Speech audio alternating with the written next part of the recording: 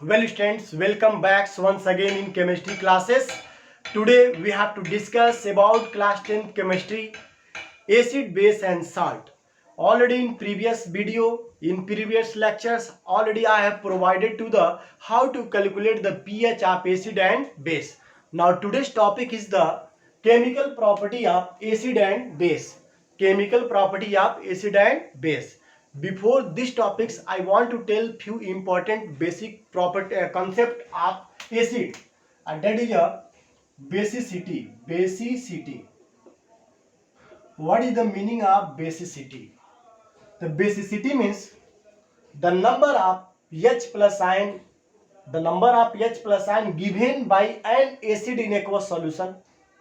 यानी किसी एसिड द्वारा अगर उसको वाटर में मिलाते हैं तो कितना H प्लस आयन देगा, उसी का संख्या क्या कहलाएगा? बेसिसिटी. क्या कहलाएगा बच्चों? Basicity. So the number of H plus ion given by N acid in aqueous solution is called basicity. क्या कहेंगे बच्चों? बेसिसिटी कहलाएंगे. बेसिसिटी मेनी टाइप्स हो सकते हैं, कई तरह हो सकते हैं, या कई तरह होता है बेसिसिटी. अगर हम इसका डिवाइड करें तो जैसे जो एसिड केवल एक ही H प्लस आयन दे एक्वस सॉल्यूशन में, उसे बोलेंगे मोनोबेसिक एसिड. क्या बोलेंगे बच्चों? Monobasic acid. यानी इसका जो बेसिसिटी होगा वह कितना होगा? 1. 1 का मतलब हो गया केवल यह एक ही H प्लस आयन सॉल्यूशन में देगा. जैसे HCl, अगर इसको वाटर में डिजॉल्व करेंगे तो H प्लस और Cl आयन देगा. तो बताओ यहाँ कितने H प्लस आयन निकला? 1. सो यह मोनोबेसिक एसिड है और इसका बेसिसिटी कितना होगा? 1. सिमिलरली HNO3, ये भी आपका मोनोबेसिक एसिड है. H प्लस और NO3 माइनस देगा. ये भी आपका कैसा एसिड है? मोनोबेसिक एसिड है. क्लियर? HI, हाइड्रोजन आयोडाइड, ये भी आपका एक ही H प्लस आयन देगा. सो ये भी आपका मोनोबेसिक एसिड है. तो ऐसा एसिड जो केवल एक्वस सॉल्यूशन में केवल एक ही H प्लस आयन दे वाटर में डिसोसिएट करने पर, तो ऐसे एसिड को बोलेंगे मोनोबेसिक एसिड. और ऐसे एसिड का जो बेसिसिटी होगा वो आपका होगा 1. Clear students? ओके. इसी तरह सेकेंड वाला बात करें तो होता है डाइबेसिक एसिड. डाइबेसिक एसिड यानी डाइबेसिक एसिड का मतलब हो गया इसका जो बेसिसिटी होगा, बेसिसिटी जो होगा वो कितना होगा बच्चों? 2 होगा. कितना होगा? 2. यानी यह अकेले 2 H प्लस आयन देगा. यह जनरली एक्वस सॉल्यूशन में डिजॉल्व करेंगे तो 2 H प्लस आयन देगा. जैसे सल्फ्यूरिक एसिड, इसको अगर वाटर में डिजॉल्व करते हैं H प्लस और HSO4 पहले टूटता है और फिर से यह HSO4 जो माइनस है फिर से आयनाइज होकर H प्लस देगा और SO4 माइनस देगा. अब टोटल को ऐड कर दें तो देखिए क्या होगा? यह और यह क्या हो जाएगा? कट जाएगा और हमें मिलेगा H2SO4 इक्वल, ये कितने H प्लस हो जाएंगे? 2 H प्लस आयन और SO4 पर 2 माइनस आयन. सो यहां देखें जो कंप्लीट जो रिएक्शन हो रहा है, इस रिएक्शन में कितने H प्लस आयन रिमूव हो रहा है? 2 H plus ion H2SO4 aqueous solution में दे रहा है. सो ऐसे एसिड को बोलेंगे डाइबेसिक एसिड. क्या बोलेंगे? Dibasic acid. यानी जिसका बेसिसिटी 2, अब बेसिसिटी मतलब 2 H प्लस आयन सॉल्यूशन में देगा. इसी तरह आपका इसमें और भी एग्जांपल है H2CO3 कार्बोनिक एसिड, ये भी आपका डाइबेसिक एसिड है. ऑक्जेलिक एसिड, ऑक्सैलिक एसिड, ये भी आपका कौन सा एसिड है? डाइबेसिक एसिड है, जो आपको जानना चाहिए. Okay. Now third one is the tribasic acid. यानी ट्राइबेसिक एसिड का मतलब होता है जिसका बेसिसिटी कितना हो बच्चों? 3 हो. यानी ऐसा एसिड जो 3 H plus ion aqueous solution में दे, उसे बोलते हैं ट्राइबेसिक एसिड कहते हैं. जैसे जनरली H3PO4, इसको 3 स्टेप में भी तोड़ सकते हैं और एक स्टेप में भी 3H प्लस और PO4 पर 3 माइनस. तो यहां देखें इस एसिड को आयोनाइज कर रहे हैं तो इस आयोनाइज के बाद यह 3 H प्लस आयन दे रहा है और PO4 3 माइनस दे रहा है. सो इसमें 3 H प्लस आयन की वजह से इसका बेसिसिटी हो गया 3, इसलिए इसको बोला जाएगा ट्राइबेसिक एसिड. क्या बोलेंगे बच्चों? Tribasic acid. क्या बोला जाएगा? Tribasic acid.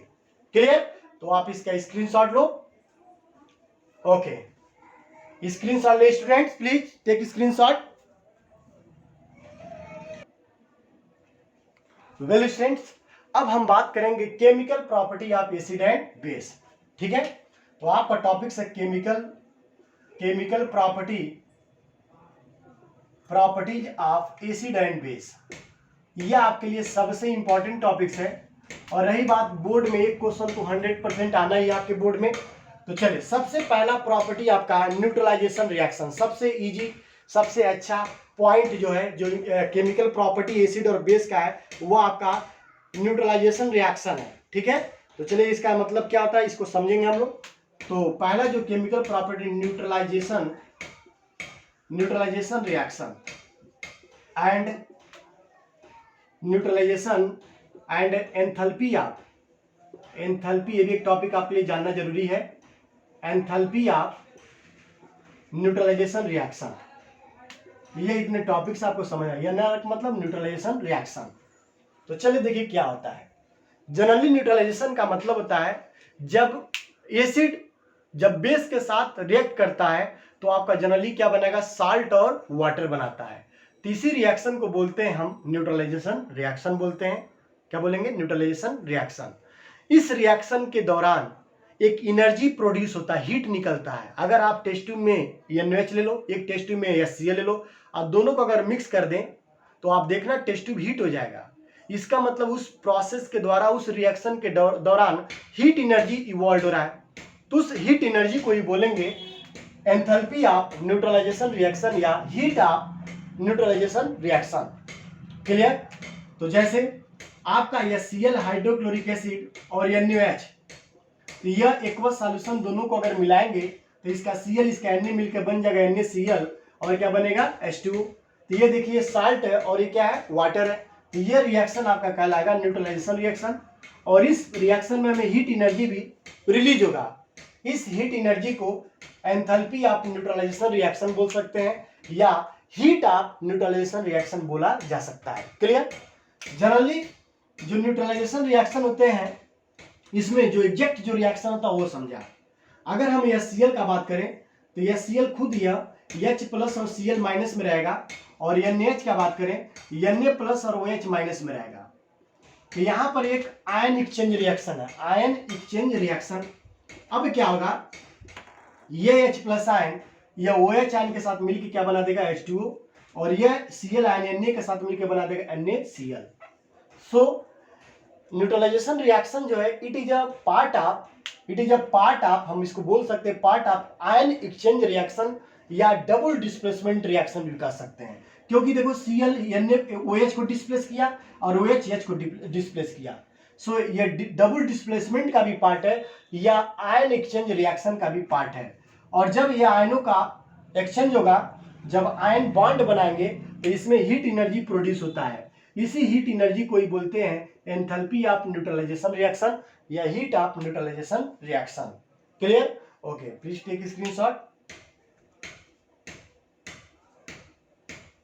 और भी देखें, और भी रिएक्शंस हैं, जैसे सल्फ्यूरिक एसिड प्लस KOH, तो ये बनाएगा, देखें पहले इसमें एक H इसके OH के साथ मिलकर H2O और प्लस KHSO4 बनाएगा, KHSO4। देखें क्योंकि पहले एक H प्लस दिया, अब KHSO4 पुनः KOH के साथ रिएक्ट करेगा और बनाएगा H2O और K2SO4। अब इस दोनों को ऐड कर दो, तो ये देखो यह और यह कैंसिल हो गया। अब ये बनेगा H2SO4 plus 2KOH equal to H2O और प्लस K2SO4। यहाँ देखो बच्चों, यहाँ ये भी आपका कंप्लीट रिएक्शन है। और ये दोनों जो रिएक्शन बता रहा है कि हाँ एसिड जो H2SO4 है एक डाई बेसिक एसिड है और एक एक करके रिएक्शन कर एक एक H प्लस एक एक बार निकल रहा है। सो ये आपका न्यूट्रलाइजेशन रिएक्शन का एक एग्जांपल है। तो आज इतना ही टॉपिक्स रहेगा, नेक्स्ट वीडियो में और भी मैं अपलोड करूंगा। तो पहले आप इसे देखें, सब्सक्राइब करें, शेयर करें, लाइक करें।